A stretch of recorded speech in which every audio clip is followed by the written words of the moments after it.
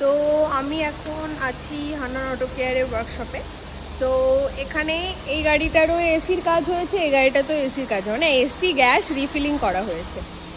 দেখে না, দুটো গাড়িরই কাজ কমপ্লিট হয়ে বসে আছে। আর ওইদিকে একটা গাড়ির পলিশিংয়ের ক্রিম লাগিয়ে জাস্ট এটাকে সেট করে রাখা হয়েছে, এটা পরে পলিশ করা হবে মেশিন দিয়ে।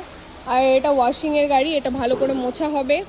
আর এদিকে পরপর সব অ্যাক্সিডেন্টের কার আর হচ্ছে পিএমএসের কার রাখা আছে।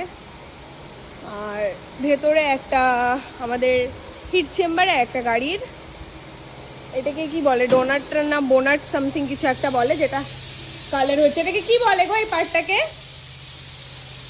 কি বলে, এই পার্টটাকে? হ্যাঁ, বাম্পার, সরি, বাম্পার পেন্ট হচ্ছে। তো আর ওই পাশে বেশ কয়েকটা গাড়ির ওয়াশিংয়ে রাখা আছে, দেখিয়ে দিই। আমাদের এখন ওয়াশিং কিন্তু সানডে করেও খোলা থাকছে, অনলি ওয়াশিং সেক্টর, কারণ যারা জব করে তারা সানডে ছাড়া আসতে পারে না, ওই কারণে।